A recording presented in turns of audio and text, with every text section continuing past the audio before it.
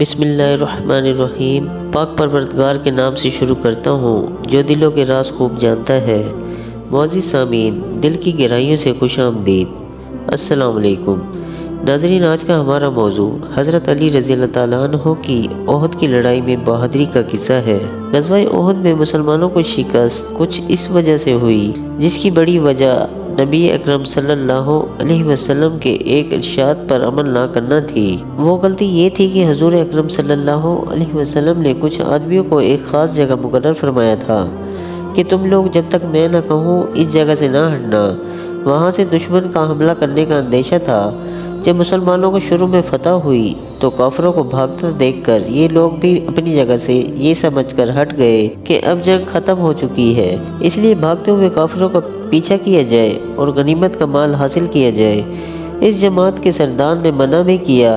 حضور صلی اللہ علیہ وسلم کی ممانعت تھی کہ تم یہاں سے نہ ہٹو، مگر ان لوگوں نے یہ سمجھ کر کہ حضور صلی اللہ علیہ وسلم کا ارشاد صرف لڑائی کے وقت کے واسطے تھا، وہاں سے ہٹ کر میدان میں پہنچ گئے۔ بھاگتے ہوئے کافروں نے اس جگہ کو خالی دیکھ کر اس طرف سے حملہ کر دیا۔ اس وقت مسلمان چاروں طرف سے کفار کے بیچ میں آ گئے، جس کی وجہ سے بہت سے لوگ شہید بھی ہوئے اور کچھ لوگ بھاگ گئے۔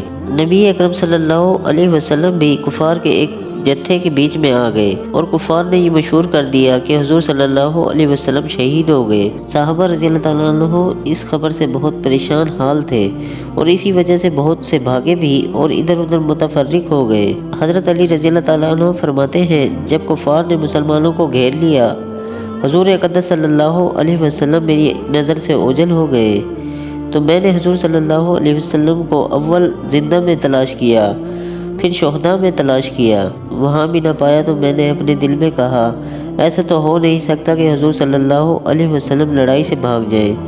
بظاہر اللہ تعالیٰ ہمارے اعمال کی وجہ سے ہم پر ناراض ہوئے، اس لیے اپنے پاک رسول اللہ صلی اللہ علیہ وسلم کو آسمان پر اٹھا لیا، اس لیے اب اس سے بہتر کوئی صورت نہیں میں بھی تلوار لے کر کافروں کے جتھے میں گھس جاؤں یہاں تک کہ مارا جاؤں۔ میں نے تلوار لے کر حملہ کیا یہاں تک کہ کفار بیچ میں سے ہٹتے گئے اور میری نگاہ نبی اکرم صلی اللہ علیہ وسلم پر پڑ گئی تو بے حد مسرت ہوئی اور میں نے سمجھا کہ اللہ جل شانہ نے ملائکہ کے ذریعے اپنے محبوب کی حفاظت کی۔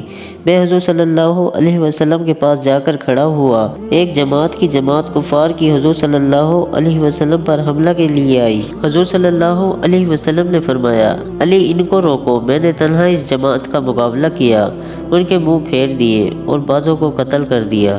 اس کے بعد پھر ایک اور جماعت حضور صلی اللہ علیہ وسلم پر حملے کی نیت سے بڑھی۔ آپ صلی اللہ علیہ وسلم نے پھر حضرت علی رضی اللہ تعالیٰ عنہ کی طرف اشارہ فرمایا، انہوں نے پھر تنہا اس جماعت کا مقابلہ کیا۔ اس کے بعد حضرت جبرائیل علیہ السلام نے آ کر حضرت علی رضی اللہ تعالیٰ عنہ کی اس جوان مردی اور مدد کی تعریف کی تو حضور صلی اللہ علیہ وسلم نے فرمایا، بے شک علی مجھ سے ہے اور میں علی سے ہوں، یعنی کمال اتحاد کی طرف اشارہ فرمایا تو حضرت جبرائیل علیہ السلام نے عرض کیا، میں تم دونوں میں سے ہوں۔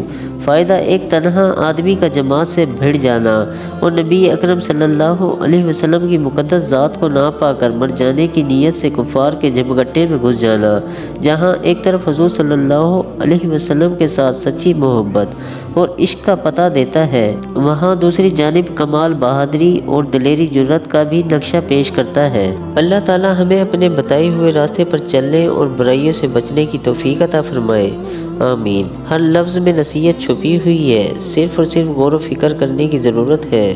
اللہ تعالیٰ ہم سب کو باعمل بنائے اور دوزخ کے دوہرے عذاب سے بچائے، آمین ثم آمین۔ ہماری آپ سے گزارش ہے، دین کے بارے میں جو بھی ویڈیو آپ دیکھیں اس کو آگے پھیلائیں۔ نبوت کا دروازہ اب ہمیشہ کے لیے بند کر دیا گیا ہے۔ حضرت محمد صلی اللہ علیہ وسلم کے بعد اب کسی نبی نے نہیں آنا، اب ان کا پیغام آگے لوگوں تک پہنچانا ہمارے اور آپ کے ذمے ہے۔ کیا پتہ ہماری تھوڑی سی کوششوں سے ہماری آخرت بن جائے۔ ویڈیو اچھی لگی ہو تو ہمارے چینل کو سبسکرائب کریں۔ ملتے ہیں اگلی ویڈیو میں، اللہ حافظ۔